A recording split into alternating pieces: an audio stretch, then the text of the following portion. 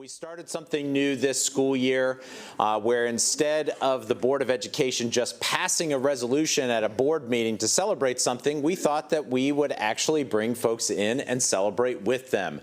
And so we have actually printed off those fabulous resolutions, and we take this opportunity before board meetings to celebrate with the public. So we're thrilled that you are here to celebrate with us some very important milestones in our community. And I am thrilled to kick things off. I'm Thomas Taylor, Superintendent of Schools, and we have just a few we have an opportunity to move these words from the page into practice. So today we're proud to recognize the Mark Mann Excellence and Harmony Award winner, Brandy Overton, and we celebrated her this morning at our annual Summer Leadership Academy, but it's exciting when the Board of Education can celebrate her as well.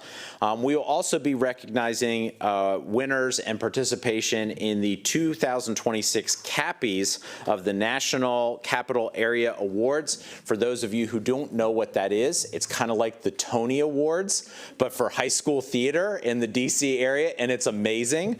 I got a chance to go this year, and our kids absolutely thrived in that space.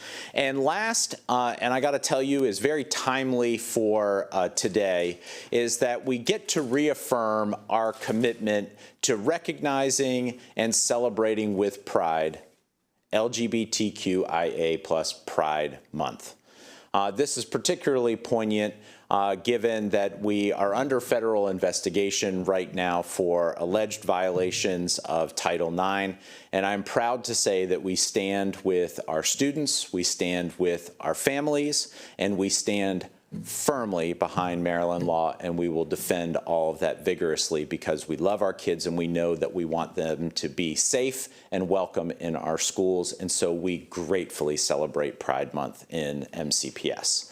So to kick things off, we have Carla Silvestri, who will do our very first recognition.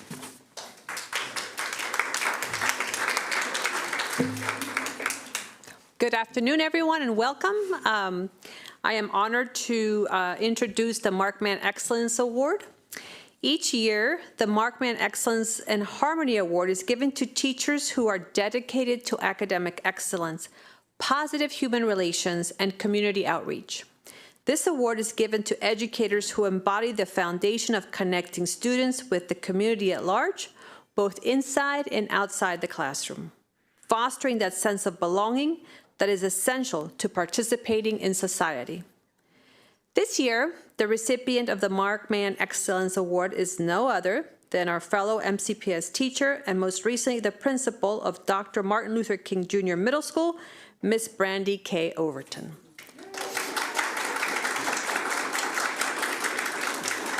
We are delighted and proud to honor her today as the recipient of this prestigious award, both for her hard work and time spent in the county, as well as her embodiment of the spirit of this award.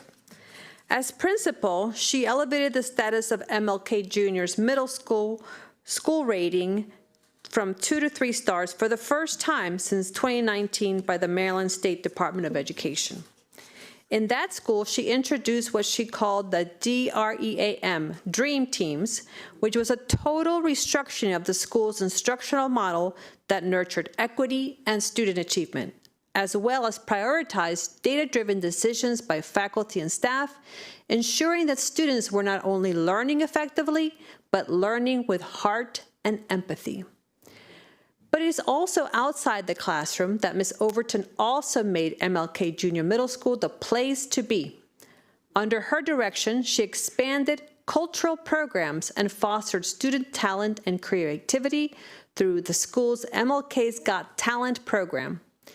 In addition, she assisted in organizing food drives and distribution services to families in need. Wow, that's a lot of great work.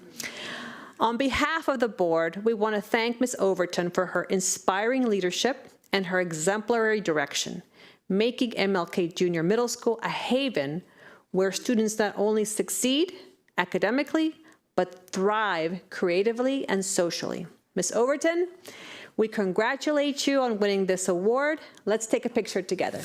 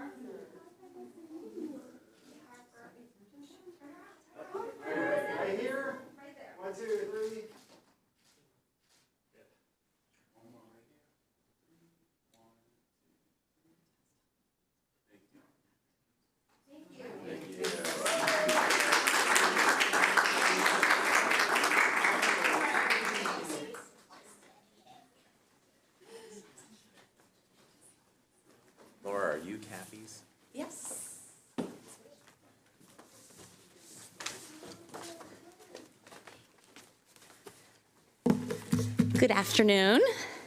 Today, we celebrate an extraordinary achievement by Montgomery County Public Schools theater programs. At the 2026 Cappies of the National Capital Area Gala, one of the region's highest honors for high school theater, students from 4 MCPS schools were recognized for their outstanding artistic achievement, earning nominations and awards among some of the most talented young performers and theater professionals in the region. At this time, we invite our honored guest, Phil Barnes, who is the coordinator for instrumental music and theater. And yes, our fearless leader.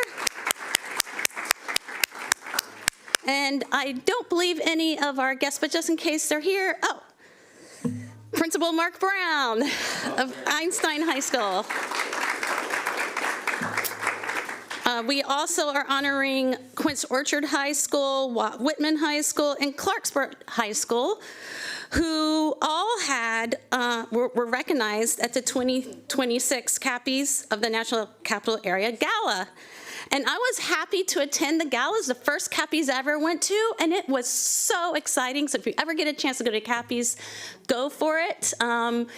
The cheering was amazing, and the communities there, was so nice to see a good group of kids and people come together cheering on our students and other students that were there. These remarkable programs received an impressive 21 Cappy nominations and captured 2 prestigious awards, showcasing the extraordinary talent of MCPS students, both on stage and behind the scenes.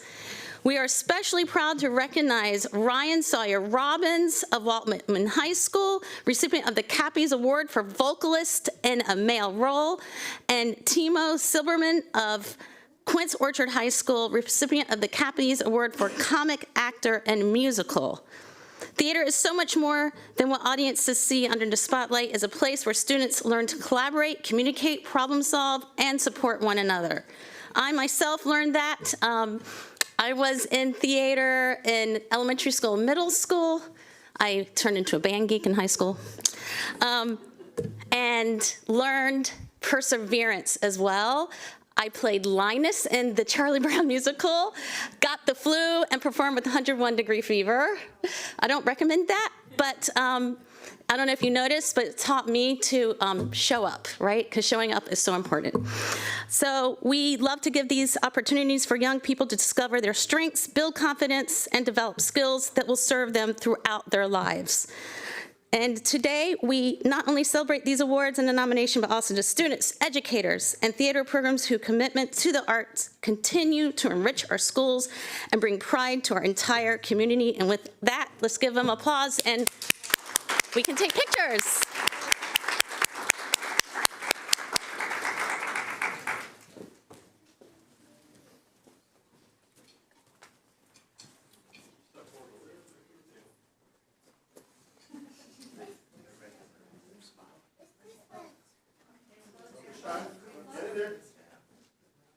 Turn a little bit and get yourself started. Here we go. 1, 2, 3. Ready?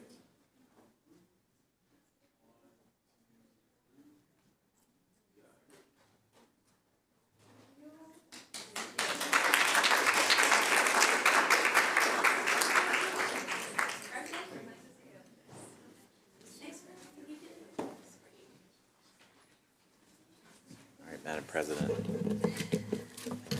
This.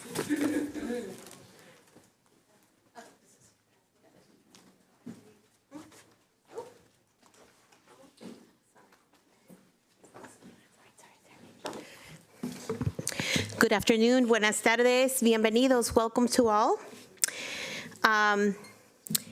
June is recognized as Pride Month, a time to honor and celebrate the history, resilience, achievements, and contributions of the LGBTQIA+ individuals and communities throughout our nation. At this time, we invite a very special guests to join us at the front. So if you hear a name, please come up to the front. Please welcome our honored guests from the MoCA Pride Center, including Philip Alexander Downey, Chief Executive Officer Emma Kata Richardson, Chairperson of the Board of Directors. Welcome. Thank you. That's right. The MoCA Pride Center serves as a vital resource and gathering place for the LGBTQIA plus individuals and allies throughout Montgomery County.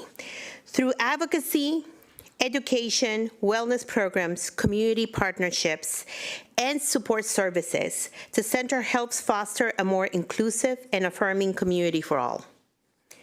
Many residents also know the organization through Pride in the Plaza, Montgomery County Annual Pride Celebration in downtown Silver Spring. This vibrant event brings together thousands of community members to celebrate authenticity, visibility, acceptance for all, and joy. The leaders we recognize today, along with the many volunteers and partners, organizations that support this work, help ensure that LGBTQIA plus individuals and families have access to resources, support, opportunities to thrive. So let me say this. Every child is a gift, and every child is a treasure. And here in Montgomery County and in Montgomery County Public Schools, we remain committed to ensuring that every student feels seen, respected, supported, and valued. And to ensure that no child, no student feels unwelcome and lonely, but to make sure that they feel the love of their village, of their community. That is our commitment today, and that is our commitment tomorrow. So today we celebrate not only Pride Month, but also the community leaders, the advocates who continue to advance inclusion, understanding, and opportunity for all. Thank you. Let's take a picture.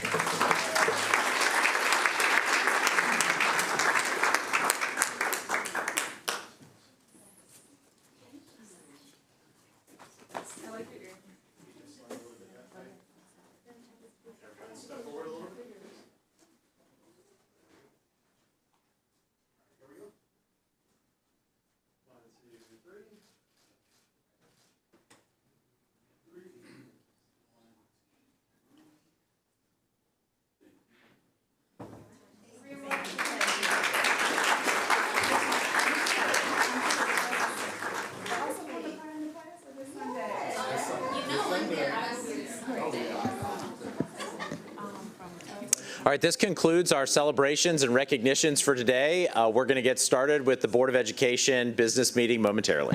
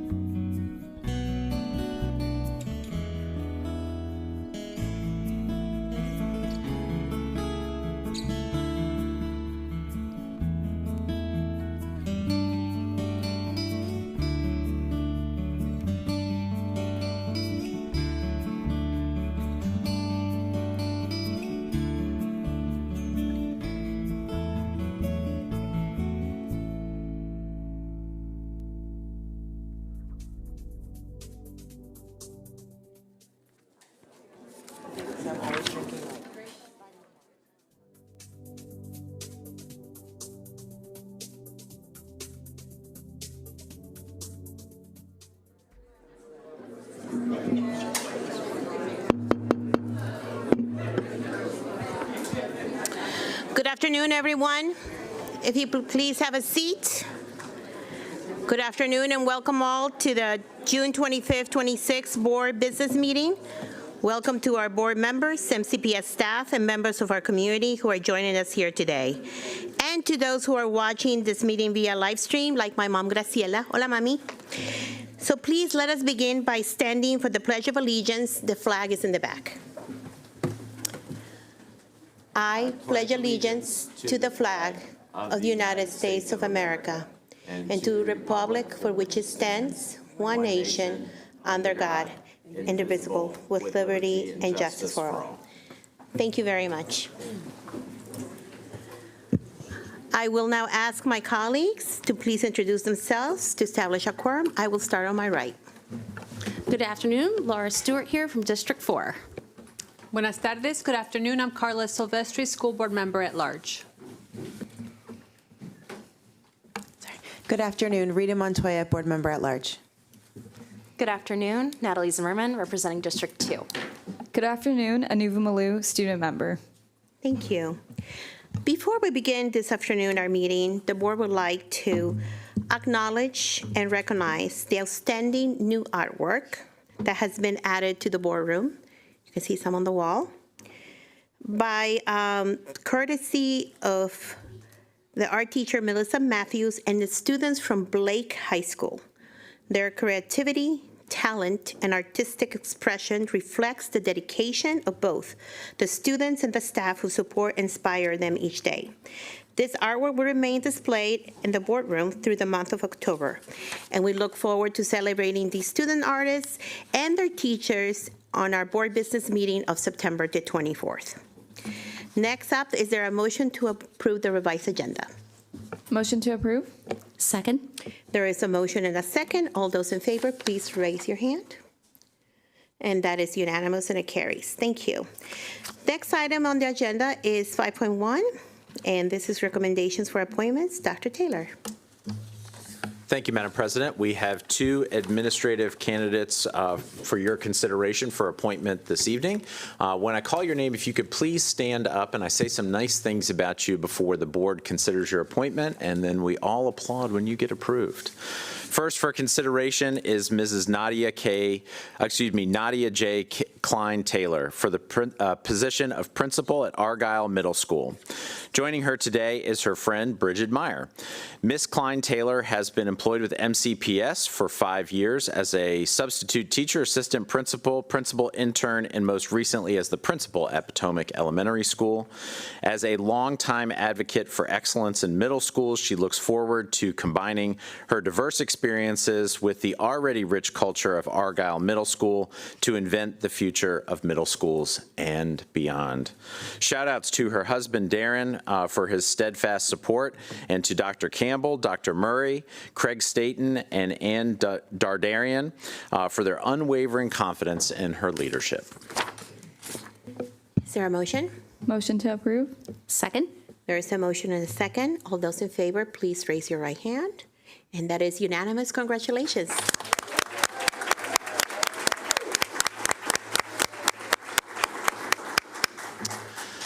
Our second and last position for consideration and person for consideration is Miss Elizabeth J. Marino for the position of principal at Eastern Middle School.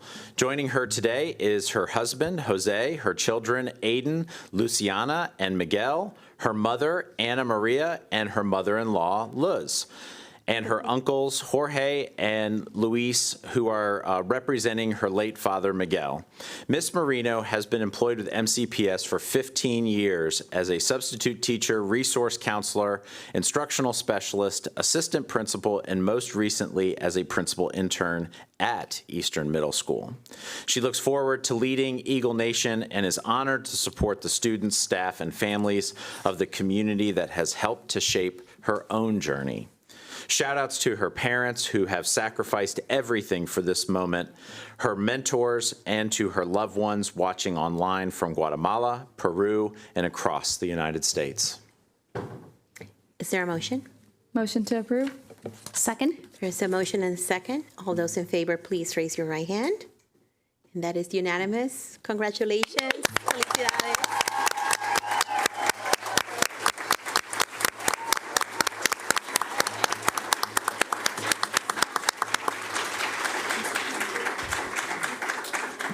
Thank you, Madam President. This concludes administrative appointments for this evening. Thank you, Dr. Taylor. As we move on, we're going to now go to association comments. I will ask any designated representatives here to provide association comments to please come forward at this time.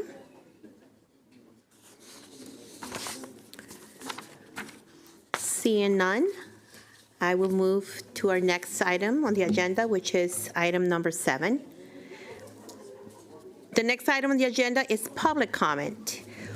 While the board encourages public input on policy, program, and practices, and will consider the comments received, it is not the board's practice during its public comment meetings to respond to questions, to provide comments, or to take actions on the issues raised. This is a public meeting, and the board expects the conduct of all speakers and members of the audience to be within the bounds of proper etiquette. Oh, there's more celebration out there. Sounds like the World Cup. Inappropriate personal remarks, rude retorts, or other such behavior is out of order and will not be tolerated. Those who demonstrate disruptive or disrespectful behavior during public comment may be asked to leave the room. In addition, public comment is not the proper avenue to address specific student or employee matters. Such matters should be directed through the complaint or appeal process. Each speaker has 2 minutes to deliver comments. When your name is called, press the flat button and speak clearly into the microphone. A yellow light and single beep indicates that you have 30 seconds remaining. A red light and repeating beep signals that time has expired. Once you have finished speaking, press the same button to turn off the microphone. Following live testimony, audio and video testimony will be played, and copies of the testimonies are posted with the other materials for this meeting, which are on board docs. With that, I'm going to call if you hear your name, please come forward, the 6 folks. Jahavanith Kumarashankar, Shamukh Kumar, Sylvie Stoneberg, Ian Chen, Aditi Iyer, and Helena Paolos.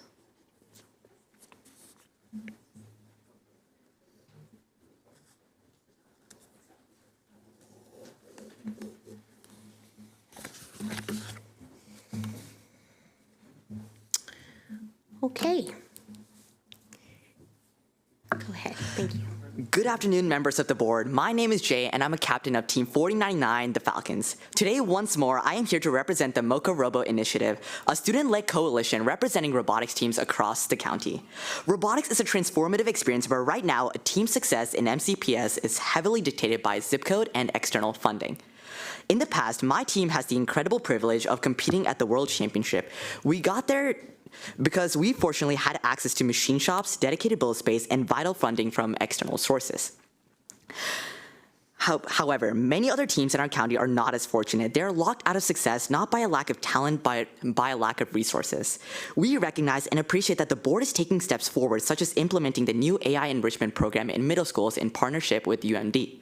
However, to ensure these programs actually thrive and to address structural gaps, we need more than top-down initiatives. We are here today once more to ask for the establishment of a Montgomery County Robotics Committee. We need a direct line of communication with the Board of Education. This committee will create a mechanism for vital accountability, allowing us to provide direct feedback on how current projects are going and where they are falling short. More importantly, it creates a collaborative space where we can work together on foreseeable, concrete actionables, such as establishing public or private facility partnerships, shared community machine shops, and formalized mentorship programs. Let's work together to bridge the gap between passion and resources and ensure that every student in Montgomery County has equitable access to STEM and opportunities to build their future. Thank you. Thank you. Mr. Kumar? Good afternoon, members of the board. My name is Shaunak Kumar, and I'm also a member of FRC Team 4099. I'm here today to talk to you about a program that's given me a place where I can literally have a tremendous amount of fun while simultaneously teaching me everything I need to know about engineering to join the workforce. When I first joined robotics, I only expected to build a robot. I didn't expect to see people managing finances, designing robots using advanced CAD software, and write complex autonomous programming algorithms. That's exactly the kind of career and workforce readiness that MCPS is trying to achieve with all of its CTE programs that are being implemented throughout the county. Robotics mirrors the professional world perfectly, and it prepares us for the future like nothing else can. But right now, the future of these programs across the county is at risk because of systemic roadblocks. Teams are struggling under a massive lack of funding, an acute shortage of mentors due to a lack of stipends, and severe restrictions accessing school machinery. For our team, the lack of a permanent build space has been a constant battle. Last year, without a consistent, reliable place to build and test our robot, we couldn't reach our full potential. But this year, because we finally secured a temporary build space, our productivity completely changed. That space is the direct reason why we were able to perform at our highest level and qualify us for the first World Championships. A build space isn't a luxury for us. It dictates whether we succeed or fail. We want to work with you to fix these inequities so that every student in Montgomery County can have these transformative experiences. In our white paper we submitted last year, we've outlined clear solutions, including establishing a centralized practice facility and introducing competitive stipends for our incredibly hardworking mentors. To make this happen, we need a seat at the table. We urge establishing a specialized committee for a direct line of communication between robotics teams and the Board of Education so that we can actually create change. Let's work together to ensure MCPS remains a leader in STEM and workforce preparation. Thank you for your time. Thank you. Stoneberg? You push a button right in front of you, just push a button. There you go. What am I? The simple answer is a student. I work and learn. It's basic when you think about it. I do something everyone else does, they all do something I do. From this perspective, we're the same, yet this is far from the truth. Humans are beautifully complex. We have so many different interests, hopes, and dreams.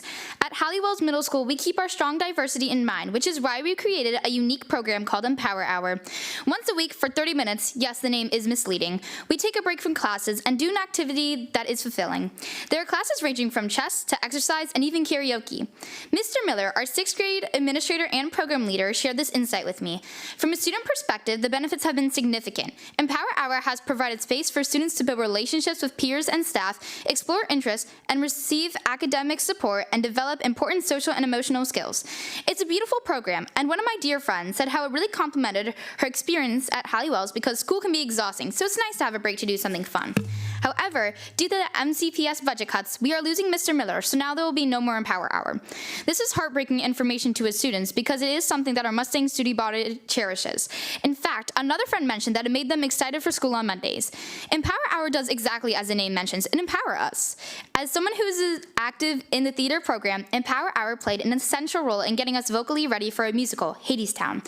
It helped me build a sense of community and gave me the opportunity to strengthen connections with my 8th grade castmates, who I otherwise wouldn't see at all in my day.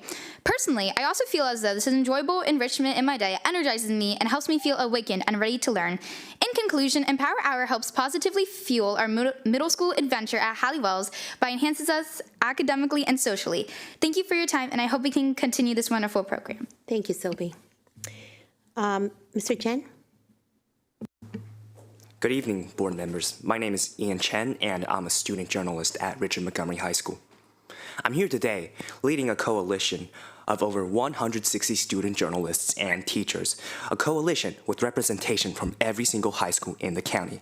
In March, Chief of Schools Dr. Peter Moran issued a memo to all high school principals. The memo instructs them to designate an administrator to review and approve every single piece of student publication before it is published.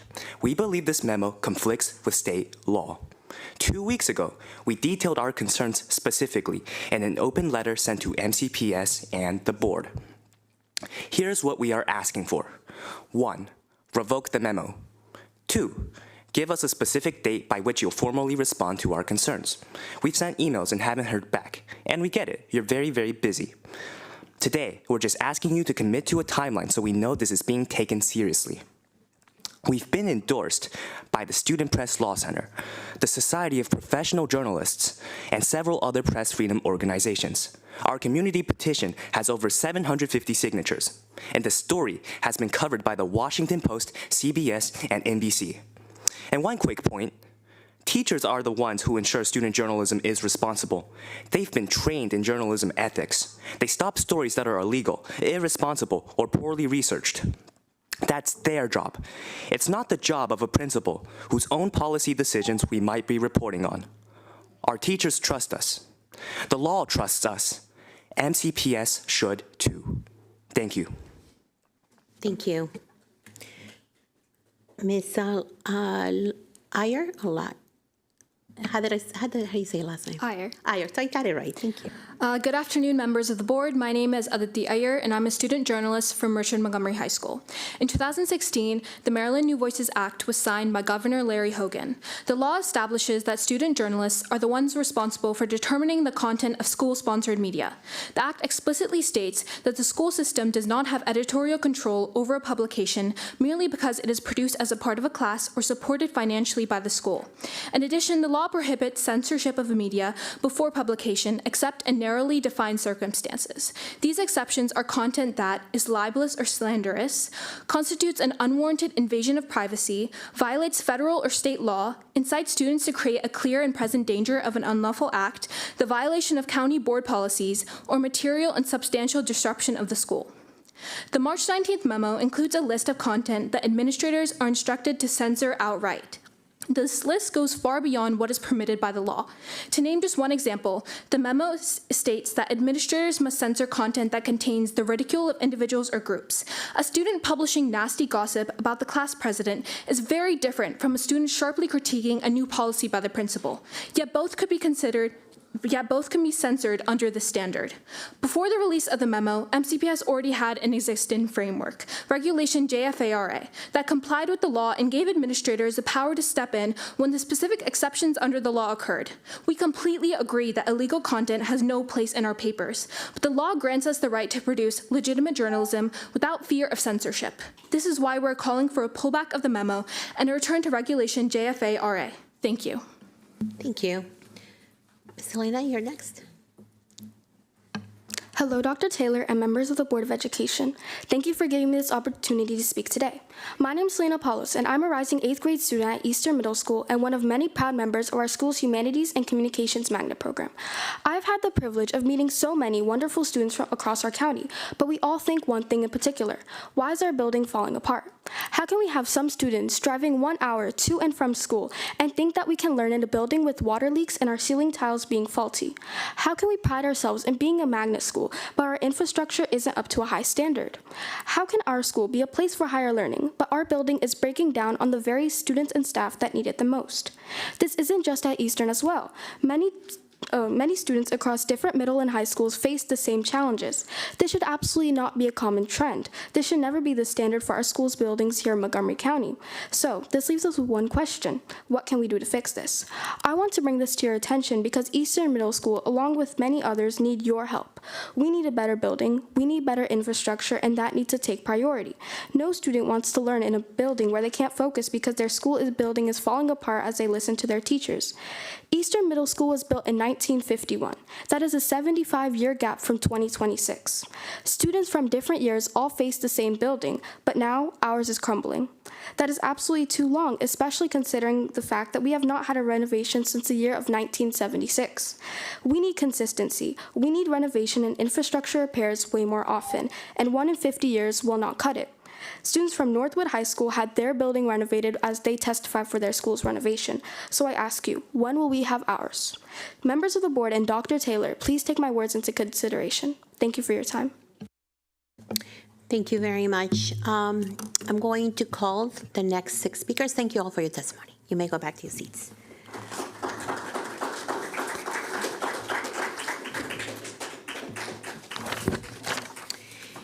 If we could have Arthur Moylan, Juvera Assad, Megan Lowe, Caroline Taylor, Emily Moylan, and Joe Shashati.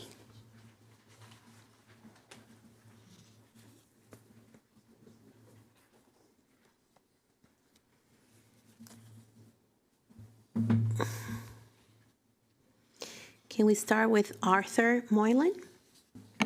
Hi, my name is Arthur Moylan, and I just finished 3rd grade at Judith A. Resnick Elementary School. I am here because my future high school Magruder is in bad shape. This concerns me because Magruder is falling apart. For example, the roof is leaking, and that causes mold in the ceilings. Plus, the ceiling fell in the auditorium. This unsafe environment makes it hard to learn because you have to worry about things breaking. When things break, it puts dents in the learning schedule, and that means kids miss out on learning. An unsafe learning environment also makes it harder to hire and keep good teachers. Good teachers are important to help kids learn. These problems are a big deal because at school, because they're supposed to learn, but in Magruder, kids have a harder time learning because the school is not in good condition. When I get to high school, I want to go to a safe Magruder, not a school in bad condition. So let's find a way to make Magruder safe for kids to learn. That's why I want Magruder fixed. Thanks.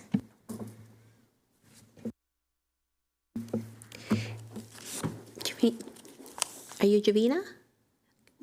Javaria, go ahead. Good afternoon, members of the board. I am Javaria Assad, a student journalist at Richard Montgomery. As mentioned before, the March 19th prior review memo includes a list of content that admin are instructed to censor, which strays beyond what's permitted by the law. The vague language of the memo is concerning in terms of student rights as it gives the power to censor important stories. There is a clear conflict of interest. Principals are reviewing reporting on their own schools and policy decisions. MCPS student journalists have had a history of producing impactful reporting. In 2022, Whitman's school newspaper released a story, later picked up by the Washingtonian and Fox 5 DC, detailing allegations from students that past events had involved alcohol and drug use and sexual harassment. After the article was published, the event was canceled. In 2019, Blair's newspaper, The Silver Chips, reported on a major MCPS data breach that exposed the personal information of nearly 6,000 students. The student journalists explained how the cyber attack compromised sensitive information, helping families understand the scope of the incident. Had the memo been in effect, these stories would not have occurred. These students might not have attempted this work, and even if they did, the articles would have likely been censored. Investigative work that might be interpreted as embarrassing or ridicule ultimately provided justice for the victims, which is exactly what journalism is for. Without the reporting of student journalists, there will be no one else to shed light on these issues. With the power and responsibility that the memo affords them, the school admin has an incentive to censor stories, even if they are necessary journalism. I urge the board to revoke the memo and return to the existing MCPS framework that complies with Maryland law. Thank you. Thank you. Megan Lowe? Good afternoon, members of the board. My name is Megan Lowe, and I am a member of FRC Team 4099. FRC and FTC have proven to be highly effective methods for getting students into tech startups. For individuals, joining our local teams is relatively low cost. On Team 4099, we provide workshops and professional level machinery to pass down technical knowledge in robotics and STEM. This knowledge is utilized for designing, building, and programming each season's robot. Apart from technical skills, the business aspect of tech startups involves sponsorships, grants, and corporate connections. This year, our business team earned thousands of dollars from organizations such as Gene Haas and BAE Systems.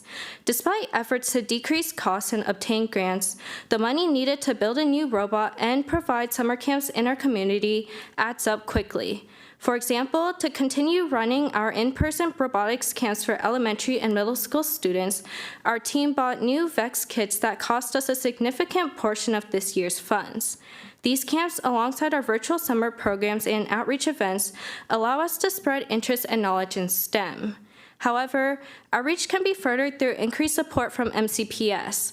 Other FRC teams, such as Team 1629, receive local support from Garrett County, enabling them to provide STEM waypoint lessons for elementary school students. Similarly, FRC Team 422 is supported by their Board of Education in Richmond, Virginia. By partnering with nearby counties, they have started FLL robotics teams in elementary schools, hosted community STEM events, and brought STEM to diverse audiences. By strengthening a direct line of communication between Moco Robo and MCPS, we will be able to more easily support STEM education and increase its accessibility. Thank you. Thank you. I don't believe Ms. Taylor's here, so Ms. Moylan? Hello, my name is Emily Moylan, and I have 2 sons. You just heard from one of them. Arthur is a rising 4th grader at Resnick, and my youngest, Jude, will join him there as a kindergartner next fall. I'm here today because I'm concerned about the condition of Magruder, the high school my children will attend in just a few short years. You already know about the ceiling collapse during the spring musical of 2025. And at your last board meeting, our cluster coordinator, Dan Silva, told you about the HVAC panel that fell to the gym floor just an hour after the girls' volleyball team was there on March 13th. How many near misses will the Magruder community experience before our luck runs out? Magruder needs a commitment from the board that Magruder is the next project after Damascus. Your own slides from the March 2nd work session listed high school priorities as Damascus, Magruder, Wooten, in that order. Damascus is getting funded, and Wooten is being moved to the Crown location. Magruder must be next. There is concern in the Magruder community that we will be skipped over again.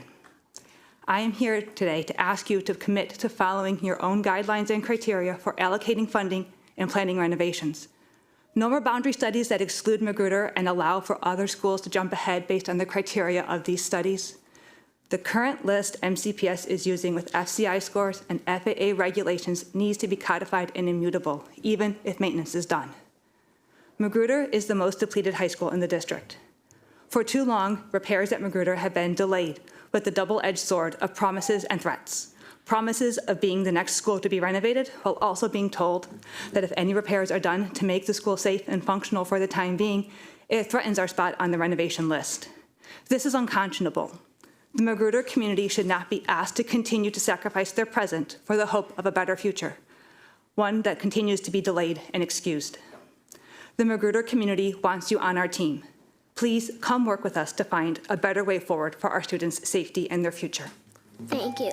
Thank you. Mr. Joe Shashati. I'm here to talk about math and programs, but also about engagement and policy. I worry that in the retreat to policy and in newly limiting the policy on policies, we are limiting the representative responsibility for which this board was elected. If we are to be going in this direction, you must, in short order, make these policies far more clearly direct MCPS action to be responsive to community interests. Engagement still needs to be forthright and actionable. No more closed comment Zooms where presenters claim no more questions have been asked when participants know that theirs have been left unaddressed. That was how you almost missed an option. Don't risk that further happenstance. The elementary mathematics plan holds promise, but equitable implementation is unclear, and those questions have been avoided. MS schedules and holistic education are threatened by the new MSDE math requirements. MCPS can either slash options, it shouldn't, push back on MSDE, it should, but not rely on having this work, or pursue an 8-period block schedule. This should be given heavy consideration. That block schedule, high school programs, these also could benefit from block, as it exists in our most successful current magnets. And again, please quickly put forth policy which ensures equivalent likelihood of accessing meaningfully similar programming and local school academic opportunity. This like high stuff at every school has to work for everybody. MCPS appears to be falling into a continuation of a have-not dichotomy with relation to these programs based on zip code and presumed cohort. That should not happen. By the way, on the consent agenda, maybe look at 8.23 Lincoln. Do we really not ever have a use for 2 acres, 4 blocks from a metro? I'd rather not facilitate something that's a giveaway. I'm not saying it is. Also help Sims. Thank you. Thanks. Thank you. I'm going to call the next speakers up. Theodore Escarato, Kathleen Michaels, Justin Rosentauer, and Hannah Donard.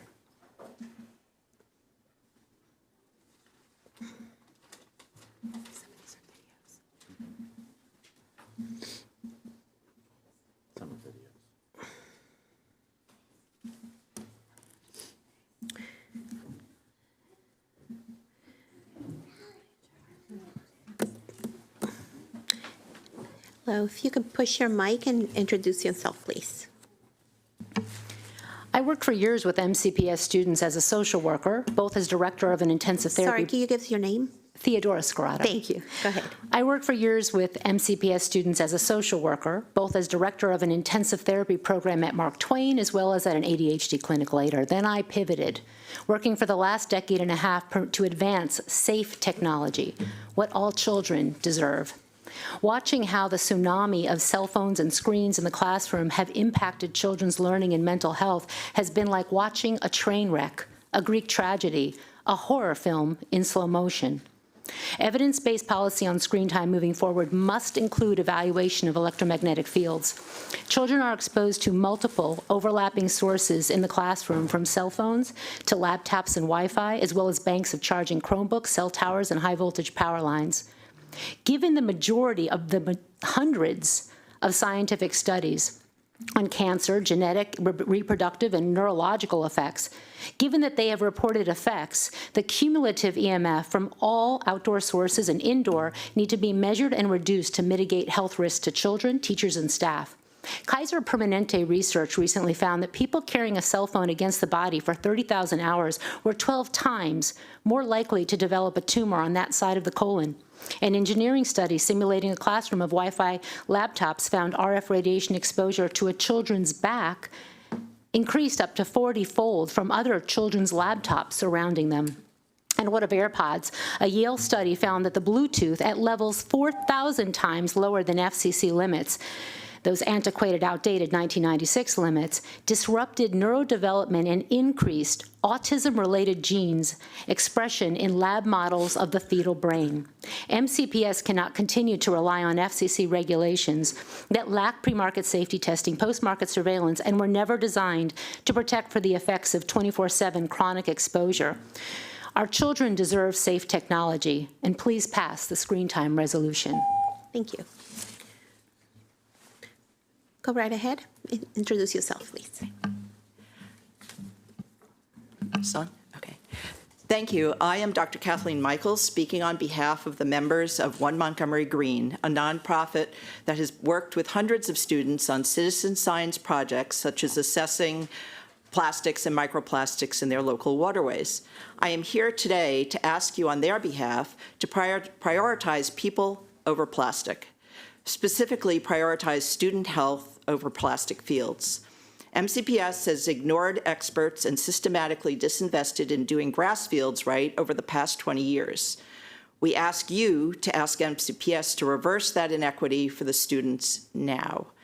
MCPS's budget says it can install at least 4 grass fields for the price of 1 disposable plastic field and would not need to replace the natural fields at the high cost for the repeated plastic field replacement.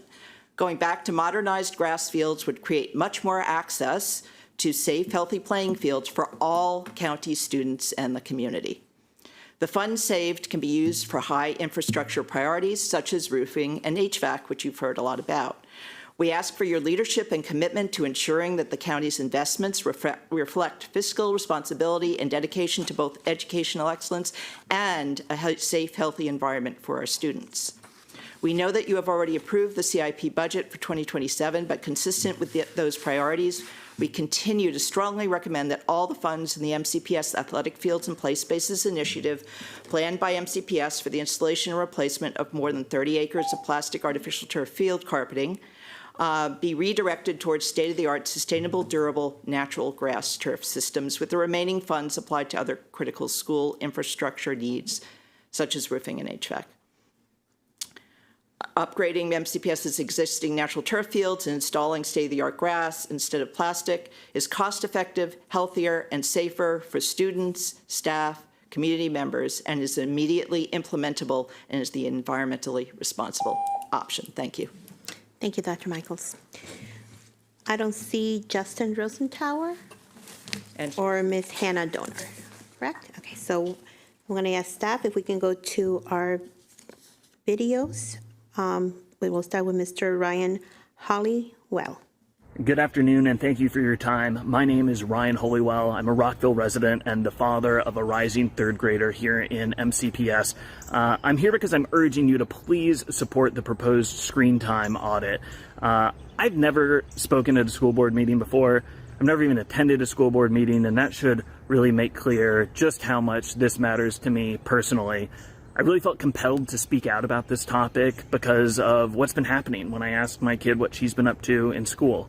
And more often than I'd like, what I hear about is the screens she got to watch at school. I hear about the BTS music videos she got to watch on YouTube in music. I hear about the pretend coding activities she does when she gets to go to the library once a week. I hear about watching Wallace and Gromit movies on TV in art class. And, you know, I may be old-fashioned, but I just have to imagine there are more effective, more compelling ways to inspire kids and get them excited about learning than by popping them in front of these TVs and these screens.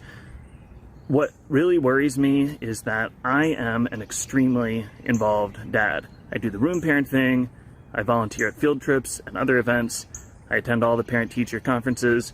I don't have the slightest guess of how much screen time my kid is getting at the schools. It could be 3 minutes a day, it could be 30 minutes a day, it could be 3 hours a day. I just don't know. And so my question is, do you know exactly how much screen time my kid gets when she's at an MCPS school? If you aren't positive that you know the answer to that question, then I urge you to support this resolution. I think we owe it to our community and we owe it to our kids to get the answers, just so that we can make some better, informed choices. Thank you for your time. Can we now go to Jason Maxstein? Hi, my name is Jason Maxstein, and I'm the founder and publisher of Moderately Moco, a local news outlet that covers Montgomery County government, schools, and community issues. I'm here today to express my concern regarding the recently proposed requirements that would allow school administrators to review and potentially alter student journalism before publication. As someone who works in local media, I understand that journalism is not always comfortable. Reporters often write stories that organizations would rather not see published. The purpose of journalism is not to make institutions look good. It's to inform the public and hold institutions accountable. Over the past years, I've had the opportunity to work with and publish pieces from student journalists across Montgomery County. I have been consistently impressed by their professionalism, thoughtfulness, and commitment to accuracy. These students are not trying to create problems. They are trying to tell the truth about the communities they live in and the schools they attend. Some of the most important stories in journalism are the ones that those in positions of authority would rather not be published. It may also lead journalists to avoid difficult stories, and the education value of student journalism will be diminished.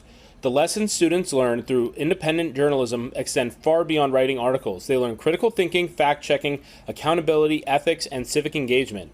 These are the exact skills we should be encouraging in the next generation. I respectfully urge the Board of Education and MCPS leadership to work directly with student journalists, advisors, and press freedom organizations to find a better path forward, one that protects students, supports responsible journalism, and preserves the editorial independence that makes a free press meaningful in the first place. Montgomery County has long prided itself on preparing students to be informed and engaged residents. We should be teaching young journalists how to report responsibly, not teaching them that important stories must first receive approval from the very people they may be reporting on. Thank you for your time and consideration. Can we play Dominic Coletti's video? Good evening. My name is Dominic Coletti, and I am the Student Press Program Officer at the Foundation for Individual Rights and Expression, a nonpartisan, nonprofit organization that advocates for press freedom. We are deeply concerned that the memo promulgated by Dr. Moran, which requires blanket prior review of all student media content, gives principals excessive authority to censor several broad categories of expression.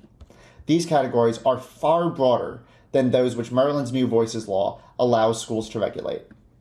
The Maryland legislature recognized the importance of student journalism when it passed the New Voices law, and Montgomery County Public Schools student journalists have validated the legislature's beliefs, breaking stories that impact students and their community members. Now, the district wants to turn the state's protections for journalists on their head. Dr. Moran seems to believe that it's the district's job to review and censor content that could cause controversy. But the New Voices law demands schools allow controversial material, unless it falls into one of a few very narrow exceptions. And districts that invoke these exceptions to censor student work must justify their intrusion on editorial independence. The new memo egregiously omits these requirements, instead allowing administrators broad discretion to suppress student speech. The existing board-approved policy properly struck the balance between administrative oversight, journalistic responsibility, and press freedom. This board should restore that balance, rescind the memo, and affirm its commitment to protecting student journalism. Maryland law and the principles undergirding our democracy demand nothing less. Thank you. Thank you. Can we play Jonathan Gaston Falk? Honorable board members, thank you for the opportunity to address you. My name is Jonathan Gaston Falk, an attorney with the Student Press Law Center, a national nonprofit that defends the rights of student journalists and advocates for New Voices laws, as in Maryland. I hope to bring clarity to this difficult moment while supporting your talented student journalists who have asked that the March memorandum be withdrawn. Notably, this board never adopted that memo, even though it mandates actions that bear directly on student expression that your state legislature entrusted you to protect when it enacted the Maryland New Voices law a decade ago. By now, I expect you have discussed this issue extensively with counsel. Earlier in my career, I served as legal counsel to dozens of school boards, so I understand this context well. But what stands out to me here is the repeated justification for retaining the March memo, the desire to avoid liability. As the superintendent has stated, we would like to avoid some lawsuits and liability when possible.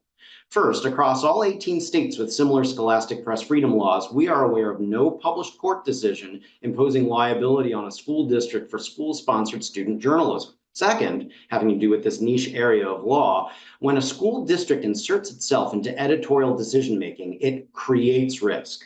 The March memo requires administrators to become participants in the publication process. In doing so, it weakens, not strengthens, the district's defensive posture should a dispute ever arise, because the district was actively on notice.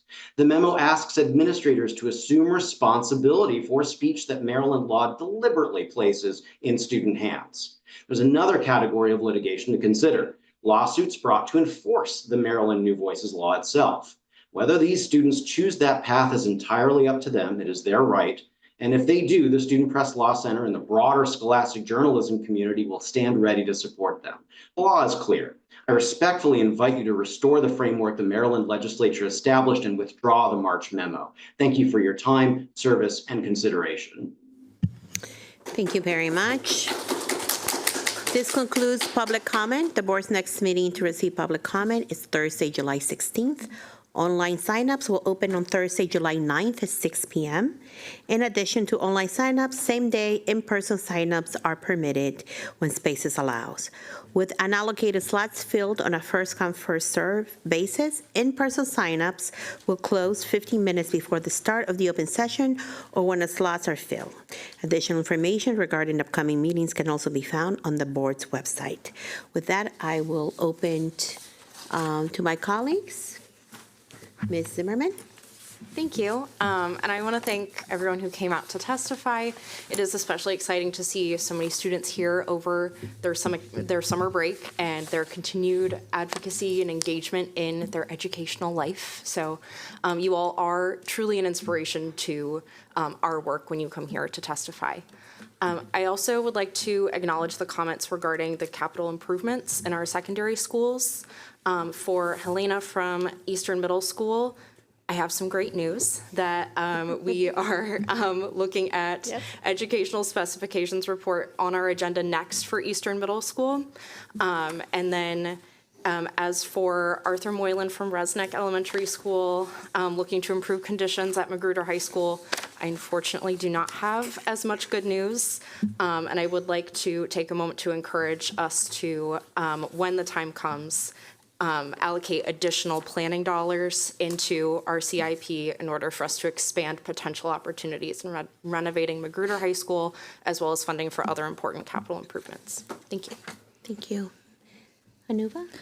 Thank you. I also wanted to thank all the students that came out today. I love to see it, and especially on my last meeting as the student member of the board. It's a great goodbye. That being said, Dr. Taylor, if I remember correctly, I think we heard very passionate testimonies earlier this year regarding robotics, and later that was included within our budget. Can you speak to this at all? Definitely. The board did include in its adopted budget set aside funds to have stipends for robotics and Latin dance and the Minority Scholars Program, which is an expansion.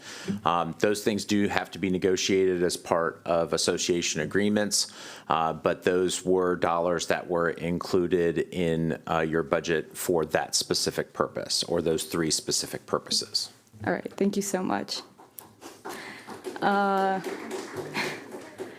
My second comment is to Sylvie. I want to say thank you so much for coming out and testifying so passionately about Empower Hour at Hallie Wells. I'm excited to share that I actually became very familiar with the program after visiting your school earlier this year, and it was one of the main inspirations for my resolution, which was passed earlier this year as well, for Dr. Taylor and his team to develop schedules that included a standardized time for students to explore their educational interests, just like Empower Hour. So don't worry, we'll keep it coming, and we're looking into it as well. Thank you. Thank you. Ms. Stewart? I'd like to say +1 on the comments from my colleagues. I don't want to be repetitive, so I will go on and ask about the testimony about school journalists. And I just want to confirm that we will be only following the law and that we will follow the law. Yeah, guidance administered to principals is in relation to prior review, not prior restraint, and is consistent with the board's policies, the Student Rights and Responsibilities, and the Maryland New Voices Act. And do we have any thing, if there's a disagreement from the student journalists that the law was not followed, do they have any recourse? Absolutely, and we're very proud of our student journalists. We're glad that you guys are here today, and we hope that you even report on this as part of your experience. You do, as students, have a right to appeal decisions that are made, and we have an appeals office that handles those things centrally, so it is even out of your building's hands as to final determination on when something fully goes through our process if necessary. We don't anticipate that. Our student journalists do a fantastic job. They really are leaders in student journalism in the country. We have tremendous faith in them, but we do also have a responsibility, and that responsibility we are going to follow as adults and in compliance with the Maryland New Voices Act. I would encourage, if there are such appeals, that we deal with them expeditiously, and so that, as you know, news happens fast, and we want to make sure we get back to our students quickly with determinations so that they can do their job as student journalists. I also wanted to ask if there are any opportunities to look at different scheduling that Joe Shashti, I'm not saying, I'm sorry, I forget how to say your name, Shashasti. Just so that we are looking at all the possibilities, looking forward, is this something that we are looking into? Yes, so there's in reference to some guidance that we've received from the Maryland Department of Education, Maryland State Department of Education, in regard to the length of time that mathematics courses should be ascribed K through 8. We already meet the 60 minutes per day requirement at the elementary level. We do not meet this requirement at the middle school level. This implementation of this guidance was delayed a year. It was supposed to be in effect for this upcoming school year, but it was pushed back an additional year. We did start work groups this past year to make recommendations. Fortunately for us, that does buy us additional time for us to consider other options and to land on schedule recommendations that encompass a lot of great ideas, not just mathematics, but also things like Empower Hour and other aspects that we'd like to include in the school schedule moving forward, in particular in middle school. So very timely comments from the community about math schedule, particularly about at the middle school level. And lastly, I just wanted to acknowledge Dr. Michaels talking about other options besides plastic artificial turf. And I would like to see at some point to look at both options to look at organically managed turf and see what kind of funds, what kind of maintenance funds that would take, just to give us a menu of options. I know we already took a vote on this. I'm not going back to relook at the vote, but I would just like to have I would like to implore that my colleagues come with me and look into options, and that's all. Thank you. I'd just like to add that to Ms. Stewart's comments that we did already decide on that issue as a board. I would like to say thank you to the students because we have a full house of students today, and it's your vacation. So kudos to you for for coming on in the summer. So to my robotics students, congratulations. You're doing amazing things. Your testimony a year ago moved us to make sure that you had funding for you to continue doing amazing things. So nice to see you all. And to our journalist students, as the daughter of a journalist, I have to tell you that as soon as we got the letters, I had a good conversation with Dr. Taylor and staff about what was happening. And you guys are amazing. Keep up the good work. And as you heard, the intention of that memo was not to silence you, but just to. And Dr. Taylor, if you can clarify one more time for us, just a little bit more clarity, I would appreciate. There's lots of different publications, as the board knows. It's not just our student newspapers, but there's lots of things that our students produce. And I got to tell you, our student journalists, you guys do a great job. Keep up the good work. Our intent is not to censor your work, not one bit. And I hope that we make that abundantly clear to you over and over again. We do hope to aid in your learning process, and prior review is an expectation of school administrators, and it is permissible under the law, and it is permissible as part of policy, and that is a very different thing than prior restraint. And so we would have to have a very extreme set of circumstances for there to be prior restraint. You've already delineated those things, and I think that that's really important, that we stay within our policy bounds, that we stay within our regulations, and that we stay within Maryland law. And our intent is for you to keep on keeping on and doing a great job. Thank you. Thank you very much, Dr. Taylor. And on the screen time, as you know, we have a resolution. And I know that we already started looking into this, how much screen time our kids are spending. So that work has already started, even before the resolution is approved. Am I correct? That is correct. This year we will be conducting an audit, although there is a board resolution for consideration that is on the table that is set for action at your July meeting. It does accomplish a lot of the same goals that we've already put underway, but certainly want to acknowledge the board's work in trying to find the best learning environments for all kids. So thank you all for your testimony. Moving on to consent item number 8. Are there any consent item board members would request to be pulled for clarification? Ms. Stewart. I would request that we pull number 5038.1 on item 8.2, expenditure authorizations. We will pull now 503.81 on item 8.2 for clarification. Is there a motion and a second to approve the remaining items on the block? So moved. Second. There is a motion and a second. All those in favor, please raise your hand. And that is unanimous. Turning now to 5038.1 on item 8.2. Ms. Stewart, what is your question? Yes, I would like to ask if administration could discuss the authorization on page 2 for prioritizing resources and initiatives for strategic management.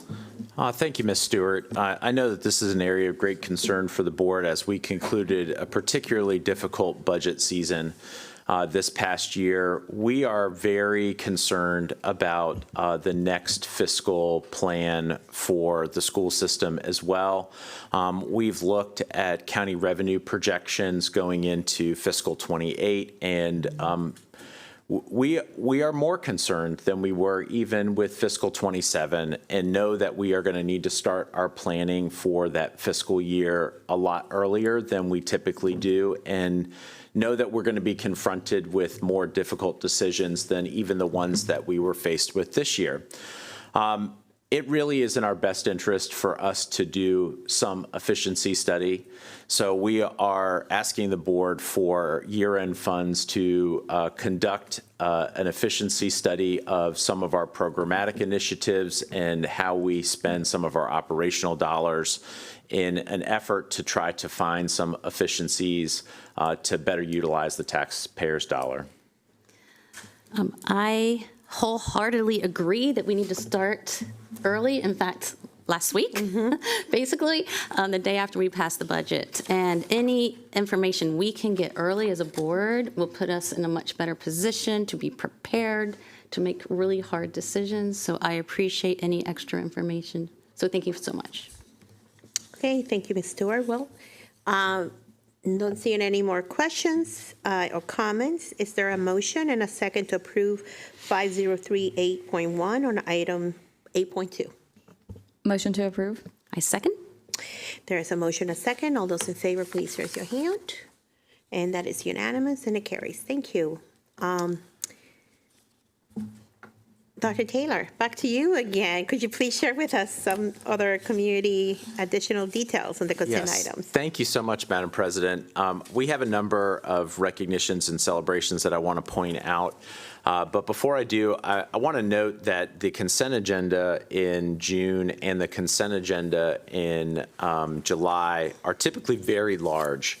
And the reason for that is that this is the end and the beginning of our fiscal year. This is a lot for the board to go through. You need a lot of time to go through it. So I appreciate the extra attention to details here, because there is an awful lot of information that takes place during the fiscal turn. And so we will have another jam-packed, robust agenda going into July, as well as personnel appointments in July that will be pretty significant. We still have a few vacancies that need to be filled.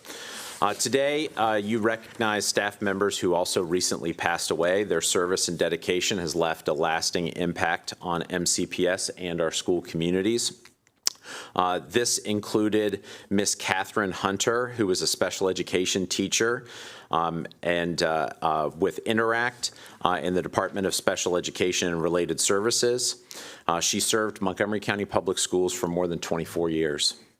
You also recognized MC Era, who was a special education bus attendant in the Department of Transportation, who served MCPS for 26 years. We extend our deepest sympathies to their families, their friends and colleagues, and appreciate the service that they gave to Montgomery County. Today, you also recognized organizations and partners that awarded scholarships to students. And you're going to hear later this evening some of the big scholarship dollars that we have saved parents this year in the class of 2026. We're very excited about that. But we want to give shout outs to the Hispanic Alliance for Education, awarding scholarships to 26 distinguished Latino scholars.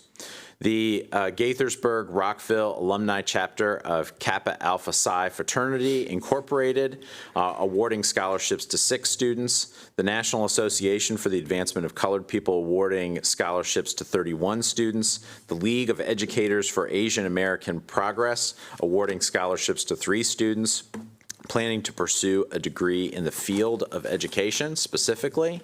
The Maryland Vietnamese Mutual Association awarding scholarships to 1 student, and we thank all of these organizations and our partners for their support in recognizing our outstanding students and helping them get started with the next phase of their life and helping them to become future ready. Okay, thank you to all those organizations. Thank you, Dr. Taylor. Moving on to item 9.1. This is the fiscal year 2027 salaries for positions not on salary schedule. The next item on the agenda is fiscal year 2027 salaries for positions not on salary schedule. I will ask Dr. Taylor to share any remarks regarding the recommendations. Certainly. Although we are a well-represented organization with 4 major associations, MCAT-McBow, which is under its own leadership, MCEA and SEIU Local 500. There are employees in MCPS that are not covered under union contractual agreements, and we are requesting that the board give a general wage adjustment consistent with those union contracts. And so the resolved is resolved that effective July 1, 2026, the salary for positions not on the salary schedule shall receive a 6.23 general wage adjustment consistent with the Montgomery County Association for Administrators and Principals, Montgomery County Business and Operations Administrators Negotiated Wage Agreement. Thank you, Dr. Terrio. Is there a motion and a second to approve the resolution? Motion to approve. I'll second. There is a motion and a second. Is there any discussion? Ms. Montoya. Thank you. And just so I'm clear and for the community's clarification, this is something that happens every single year, correct? This is not something new. This is not something that we added this year. This is the same thing that we do every year because the budget covers contracts that are, originated from the unions, and then we have a subset of employees who are just not covered by the nature of their position. Is that correct? That's correct. There is one difference this year with this agenda item as opposed to other years because we also had position reductions. This particular line in your budget is actually a net savings this year. Thank you. Thank you. I don't see any further discussion. All those in favor, please raise your hand. And that is unanimous. Thank you so much, Dr. Taylor. Moving on to item 10.1. This is Internal Audit Unit Charter. As a point of order, at Board Member Yang's request, we are postponing for consideration for auditing student screen time resolution previously presented by Ms. Yang at the board's June 4th work session until the board's next scheduled business meeting, which is on July 16th. I know she has attend to family, and so did Brenda Wolf, who also had to attend to family. So we wish them the best. So the next item on the agenda is item 10.1, the Internal Audit Unit Charter. I will turn it over to Ms. Silvestre as Chair of the Fiscal Management Committee. All right. So thank you, President Rivera-Oven. On May 19th, the recommendation of the board's internal audit unit, the Fiscal Management Committee reviewed a proposed internal audit charter.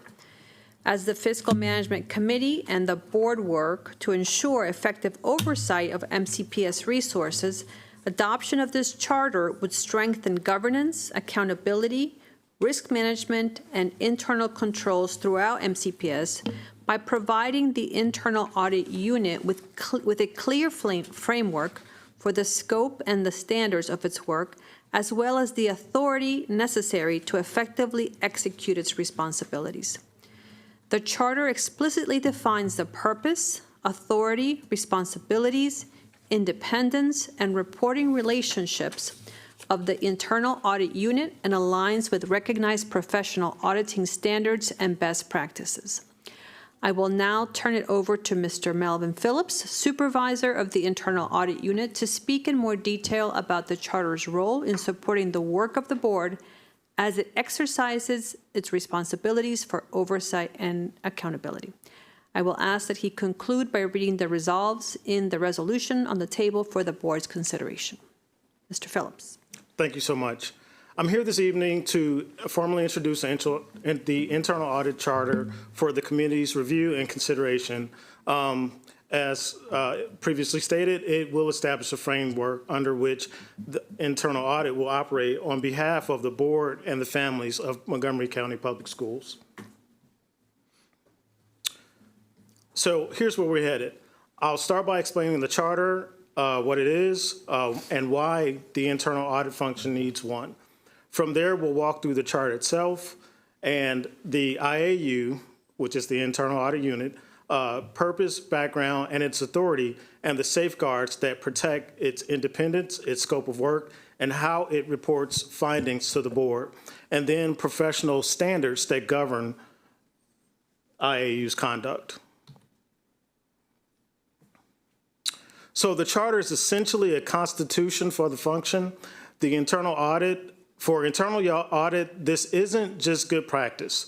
It's a requirement under the Institute of Internal Auditors, Global Internal Audit Standards, and also under GAGAS, that's the U.S. Government Auditing Standards. Without a written board-approved charter, the unit should not publish audit reports that state that it's meeting these standards. The why comes down to two principles. First, independence. Auditors evaluate the same operations along the people we work alongside every day. A board-approved charter is what insulates the unit from pressure in doing those audits. Secondly, authority. The charter formally grants the IAU access to records, the right to inspect assets, and interview privileges with staff at all levels. Without that grant of authority, the unit has no standing to compel cooperation. In short, this document is what makes the audit unit credible.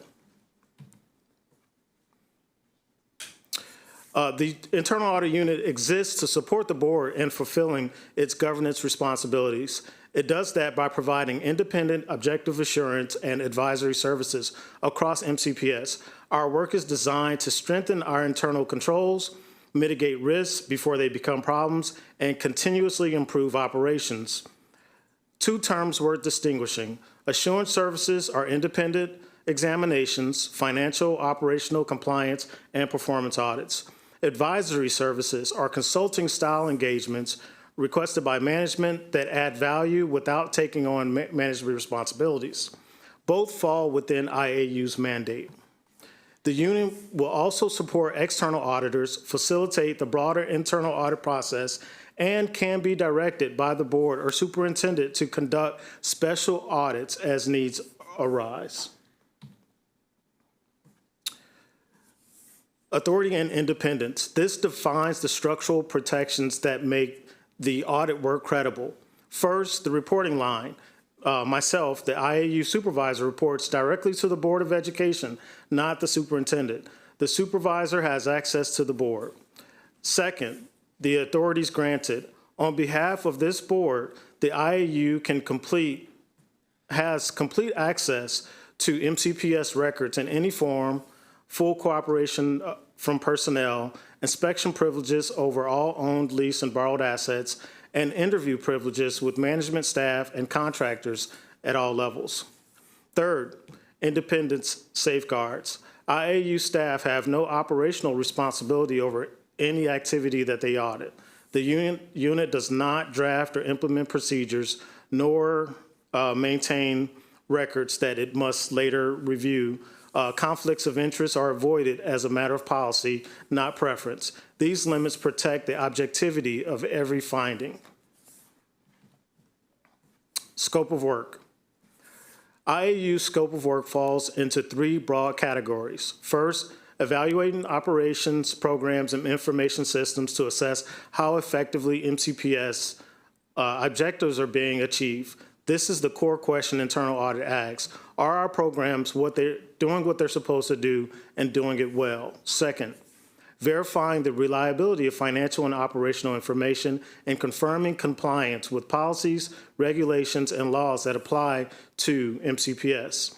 Third, safeguarding assets and resources and investigating reports of fraud, waste, or abuse received through the hotline or other channels. This includes both proactive evaluation of controls and reactive investigation of complaints. One important note from the charter itself, IAU scope is unrestricted. The board may also direct special reviews, audits, or investigations beyond our annual work plan. The audit process is pretty straightforward. We draft a report, we have a management response, there's a final report issued, then a follow-up audit. In addition to this audit cycle, the Fiscal Management Committee provides ongoing annual oversight, reviewing IAU's priorities and work plans, and receiving the annual report summarizing the work of the internal audit unit and any significant issues. IAU will conduct all of its work in accordance with 3 layers of standards. The Institute of Internal Auditors Global Internal Audit Standards established the foundational requirements for independence, objectivity, proficiency, and quality assurance and performance. These are international professional standards for internal audit. The government auditing standards, commonly known as GAGS or the Yellow Book, you can Google the Yellow Book, is issued by the U.S. Government Accountability Office and govern performance, financial related audits, and public sector environments. They add rigor required for work involving public funds. And of course, all applicable federal, state, and local laws, along with MCPS board policies and administrative regulations. The IAU is not above these rules and its audits others against. It follows the rules itself.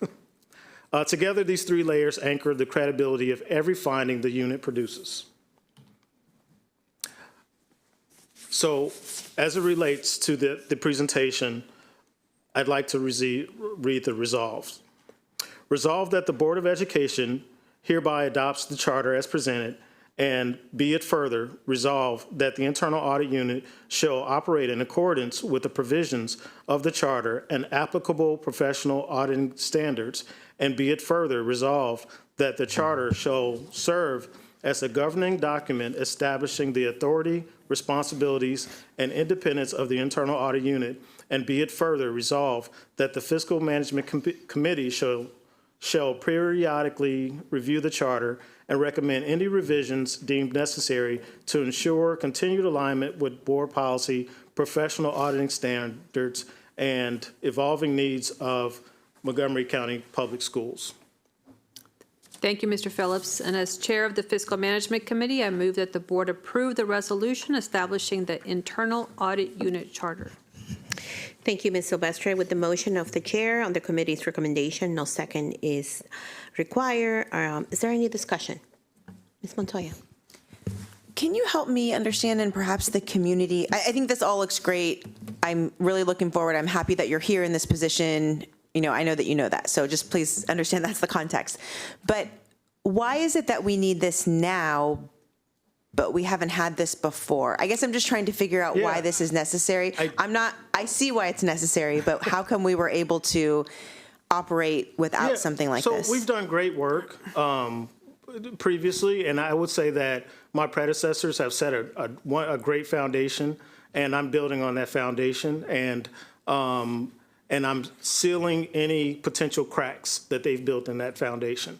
That's what it boils down to. Another area that we hope to grow in is broadening our scope of what we audit. IAU has been very focused on the independent activity funds. Those are the funds at the local high schools, which may not require the same rigor that an audit of salary increases may require, or benefit costs, or CIP, capital projects, right? So we want to make sure that those professional standards are in place as we build on the scope of work that we perform. Okay, great. So this will allow the unit to then potentially look into other spaces, but we're doing it in a formal way with standards and guidance, not just kind of a free-for-all. That's exactly right. And thank you so much. Dr. Taylor? So I've actually got some fun and interesting bit of history for you. You have had some audit function as a school system for decades. But when you established and I say you as in the Board of Education established an audit function, you've actually had it report to the superintendent, which can be a conflict of interest. And having an audit function that reports independently to the board is healthy financial practice. But more specifically, you asked a very important question. Why do we need this charter now and we didn't need it before? When the audit arm of the school system was originally created, it was before US GAAP, the generally accepted accounting principles, had this listed as a best practice. Since then, it has listed this as a best practice, and you are updating your practices to align with US GAP's best practices. Thank you, Dr. Taylor. Ms. Stewart, and then Ms. Silvestre. I think you mentioned, and I can't find the slide, a hotline. So which hotline is that? We have the central, oh gosh. The Lighthouse? Is it Lighthouse? We have It is Lighthouse. Okay. Yeah, we use Lighthouse. Okay. I was going to call it Lagos. Yeah, we have Lighthouse that we often receive a lot of correspondence through Lighthouse. But even during my tenure, I've been here for a year so far, and I think that we've investigated some pretty revealing inquiries through Lighthouse. You know, probably about a half dozen. So generally from the community and a lots from also employees, MCPS employees. And this broadens the scope of the things that you can look into? Yes, I would say that the scope has always been there, but it gives us credence and credibility. Mm-hmm. And when I'm asking important people questions, I have a leg to stand on, right? Mm-hmm. And my one last question, and in the beginning, I think you said the board can ask you to look into something, or the superintendent. Would the superintendent go directly to you or through the board? Or how would that work? I think that the superintendent should have direct access to the internal audit unit, but I think that the board should be informed of the work that we're doing, absolutely. Okay, thank you. Ms. Silvestre? Another reason to be on Fiscal Management Committee. So very excited to be, you will be presenting, as we discussed in committee, kind of the work plan for the year, and then the committee with our colleagues' recommendations can tweak that work plan depending on what we're hearing is important to the board. So this is very exciting, and I'm very glad that you have presented this charter to us today. Thank you so much. Thank you. And I just want to say that we hear about accountability in the community and from others, and this is a way that strengthens that, and even for the board to be able to have that. So we appreciate your work, and it's very much aligned with what we want to achieve with clarity and transparency. So with that being said, if there's no further discussion, I will then ask for the vote. So all those in favor, please raise your hand. And that is unanimous, and the vote carries. Thank you very much. Moving right along, item 10.2. Appointment to the Ethics Panel. On June 30th, 2026, Mr. Stuart Rick will conclude his service as a member of the Ethics Panel. So thank you to Mr. Stuart Rick. The Board of Education thanks him for his commitment to the Montgomery County Public Schools through his dedicated service. Mr. Rick's departure creates a vacancy on the 5-member panel for the board to fill, and this vacancy was announced in May, and information for interested applicants was advertised throughout media releases, posted to the websites and social media platforms of the board and MCPS. And it included an MCPS Weekly Things to Know newsletter, which you all should be reading. The board will now need to adopt a resolution to appoint a member to fill this vacancy, and I will read the result. The result is that Mr. Brian Sonfield be appointed to serve as a 3-year term on the Ethics Panel beginning July 1st, 2026, and ending on June 30th, 2029. Is there a motion and a second to approve the resolution on the table? Motion to approve. Second. There's a motion and a second. Any comments? Seeing none. All those in favor, please raise your hand. And that is unanimous. Congratulations to Mr. Sonfield. Item 10.3, appointment of student member to Advisory Committee in Communications and Community Engagement. I would turn this over now to Ms. Zimmerman, who is the chair of this wonderful committee. Thank you, President Rivera-Oven. As the chair of the board's Advisory Committee on communication and community engagement. I would like to first thank all of the students who applied for membership on the advisory committee for the 26-27 school year. The board received 45 applications from students at 18 different high schools and 6 different middle schools. And it's just a great testament to how amazing our students are. And looking over these applications, I was impressed by every single one of them. With that, I do move that the board appoint Natalia Mendoza and Alexia Robinson to serve as the student members on the advisory committee beginning July 1st, 2026 and ending June 30th, 2027. Thank you, Ms. Zimmerman. There is a motion on the table. Is there a second? Second. Okay, there's a motion, a second. Is there any discussion? Okay, all those in favor, please raise your hand. And that is unanimous. And congratulations to Ms. Mendoza and Ms. Robinson. Okay, moving right along. 11.1. We'll give them a little time to get there. Looks forward to this one. Okay. So this would be the school year recap of 2025-2026. Dr. Taylor. Thank you, Madam President, members of the board. I'm sorry that we missed the opportunity to do this last year because this is just a quick recap on the school year. And even though we've had our challenges this past school year, and I had a good opportunity to joke with that about that with principals, directors, school leaders earlier today at our summer leadership meeting. We've also met with tremendous successes, and I would like to highlight some of those fantastic successes for you through the lens of the class of 2026.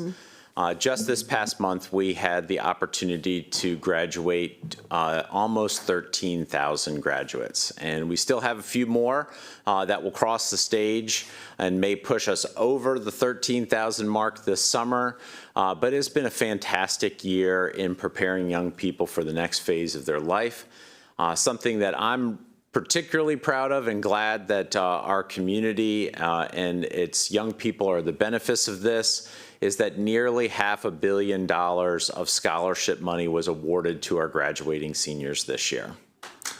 That is phenomenal. And when you think about the community impact and the economic impact of this scholarship dollars, these are lifting up young people and quite literally changing lives and destinies for our young people, and it really just does not get better than that. The return on investment for MCPS, this is just one cohort of our young people. This is absolutely phenomenal. We had a huge portion of the class of 2026 earn a seal of biliteracy. Just short of a quarter of our students in the graduating class are not just biliterate, but many of them are tri and quadliterate. Really phenomenal commitment to expanding their horizons through multilingualism, and very proud of that.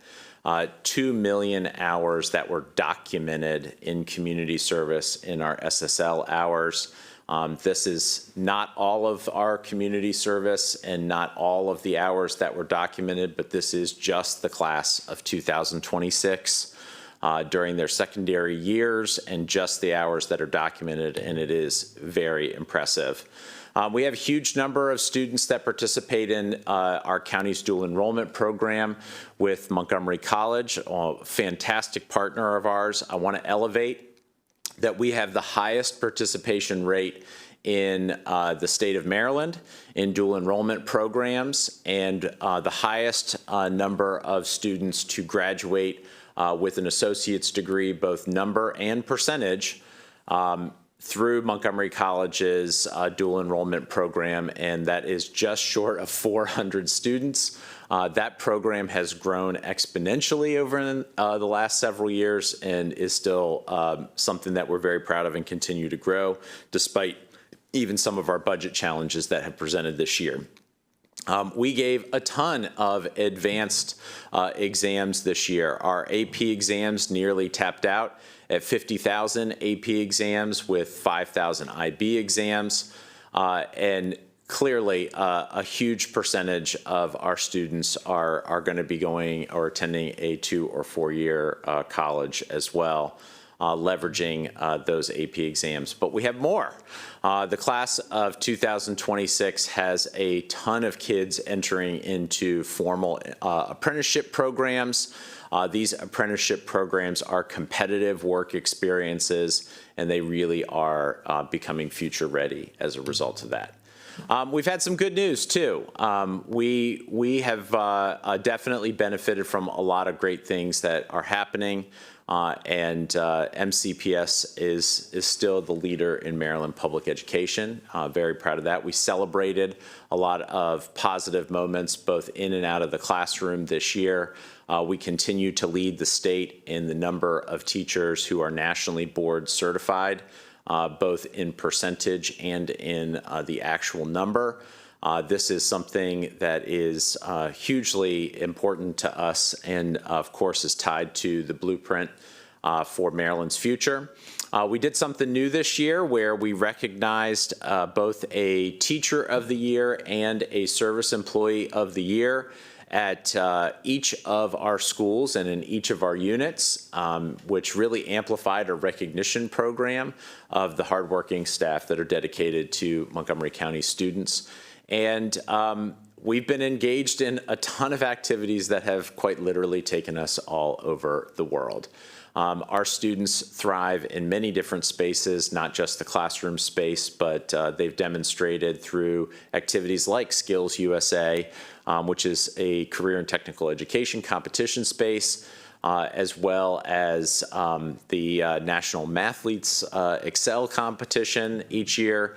Our students are really thriving in many places. We often hear of only the bad news and very rarely get to talk about some of the positive things, but we really have some phenomenal accomplishments to ascribe to the school system this year. This part is a little bit of a gray area, but I feel comfortable in saying at least this. The preliminary score reports for the state's assessment program, the MCAP assessment, they are embargoed because they are pending finalization and will be presented to the state board before they can be released publicly. But we do know, based on preliminary results, that we are in our second consecutive year of MCAP growth. We saw significant gains in proficiency on the WIDA Access exam in terms of our English learners. We are making academic progress. It is incremental, but our academic progress is evident, and after 15 years of academic decline, we have experienced 2 consecutive years of positive growth, and that really is worth celebrating. As you know, the board tackled a lot of big issues this year and has had the benefit of a guiding light through its strategic plan. And we've enhanced in a number of operational and instructional spaces and looking forward to seeing where those go in the next couple years. So with that, we're just thrilled to say thank you for a great 2025-2026 school year. And we're really looking forward to keeping the momentum going into next year. That's it. Bravo. I'm sure I can also speak on behalf of my colleagues when I said what wonderful graduations that we attended throughout the district and the amazing students and their stories who are going on to amazing things. So thank you to the staff, Dr. Taylor, and I think it's important to applaud the achievements of our students.